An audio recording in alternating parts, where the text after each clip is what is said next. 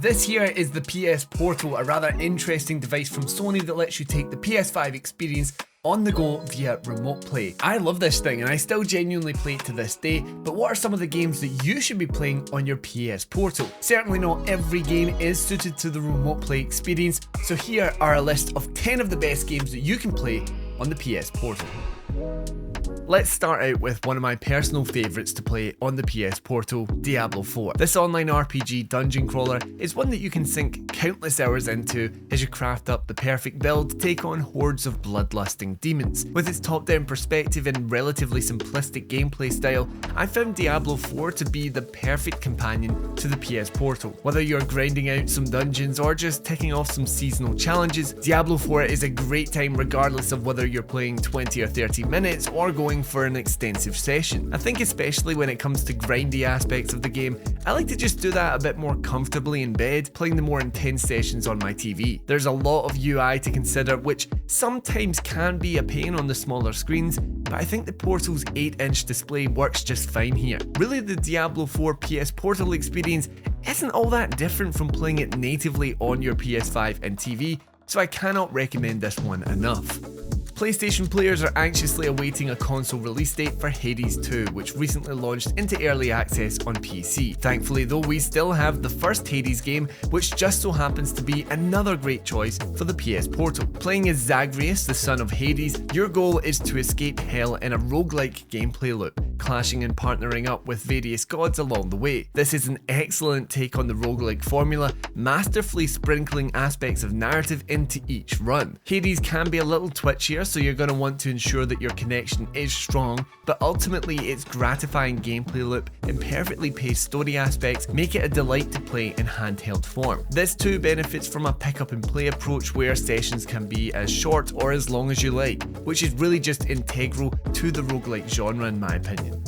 Disco Elysium is such a unique sort of game, where as Harry Dubois you must solve not just the murder, but also the mystery of your own mind. This one really makes the most of that 8-inch LCD screen on the PS Portal, as it is littered with text as you take on different dialogue options. Where I think this dense RPG benefits from the PS Portal is that it's a game that you need to take your time with, a game that benefits from allowing yourself to seep into that world. As such, I think it's a brilliant option whether you're in bed, lying on the couch, or maybe even staying away from home, as you can really play at your own pace on the Portal, taking in those relationships and the various approaches you have with each. It's certainly not for everyone, but as a highly regarded RPG that works at a slow, methodical pace, playing this thing on the Portal is like cozying up in bed with a good book. Astro's Playroom is a lovingly crafted showcase of the DualSense capabilities, and because of that, it honestly wasn't the first game that came to mind when cooking up this list. However, after actually platinuming the game on the PS Portal, I can confidently say that Astro's Playroom is still a delight when playing portably. Of course, this is really showing off the haptics and adaptive triggers, but what really surprised me is just how well the motion controls worked on PS Portal. Whether you are tilting a monkey suit to grab the next grip or using the touchscreen to control the direction of a ball, I didn't feel like I was having a lesser experience because I was playing on the Portal, which honestly really surprised me. Astro's Playroom is such a delight to play, and considering its length, you could probably play through the whole thing in one sitting.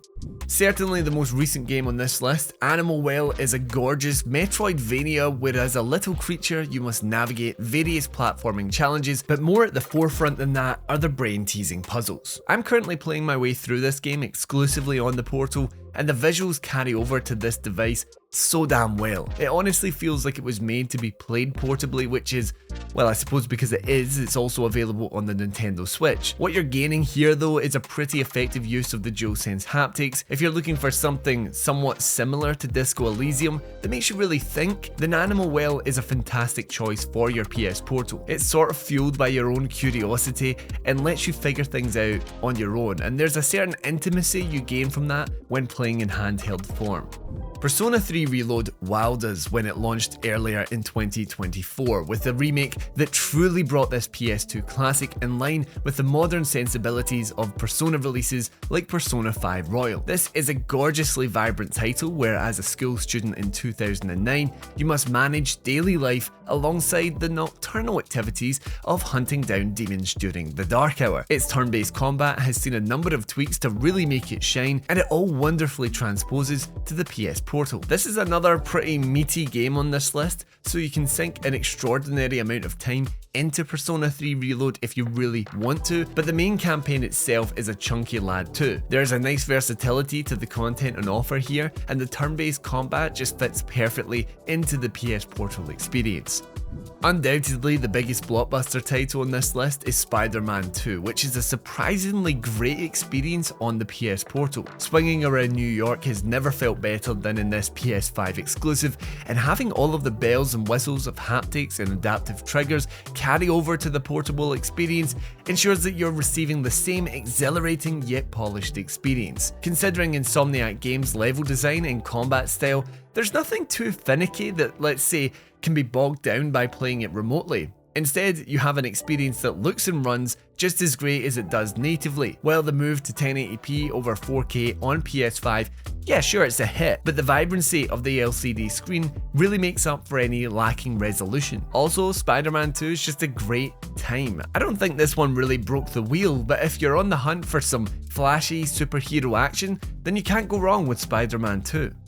Unicorn Overlord proved that Vanillaware just doesn't miss. This strategy RPG is another Game of the Year contender for 2024 with its trademark art style, sublime medieval fantasy world, an impressive collection of over 60 recruitable heroes across its campaign. It's one of those games that just oozes charm, and the team here at Push Square simply could not get enough of it. The PS Portal allows you to take all of that at your own pace as you tactically work your way through encounters and try to come across as a tactical genius. This is another one that really suffers next to no drawback by playing remotely, with that screen still showing off the art style and you're still getting 1080p and 60 frames per second. As I said, this is shaping up to be one of the best games of 2024 as well, so do yourself a favour and check this one out on Portal.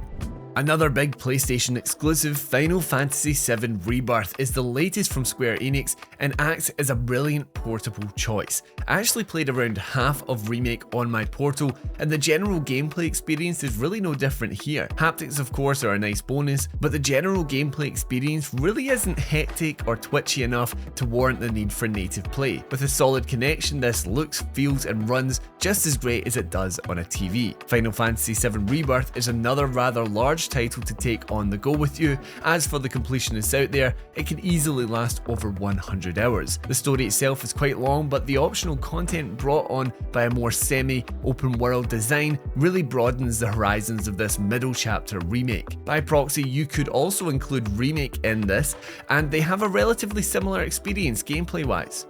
Lastly, we have Disney Dreamlight Valley, the game that was seemingly everywhere before getting its full release on PS5 back in December of 2023. If you grew up on the catalogue of Disney properties, then you're gonna love this. Disney Dreamlight Valley is a mix between a life sim and an adventure game as you complete quests and explore various realms with some of the most iconic characters in Disney's roster, from Sully from Monsters Inc. to the main mouse himself. This is the exact chill type of gaming experience that feels tailor-made for the Portal. You can curate the style of your avatar along with your very own valley and home, and this is consistently evolving too with new content and quests, so nipping on with your Portal for 20 minutes is just perfect. And those are 10 of the best games that you should be playing on your PS Portal. Let me know down in the comments which other games you think work really well on the Portal, and while you're down there, remember to leave a like if you enjoyed the video, and even better, subscribe to the channel for more PlayStation video content just like this. Anyway, thank you as always for watching, and until next time, I've been Aaron and this has been Push Square.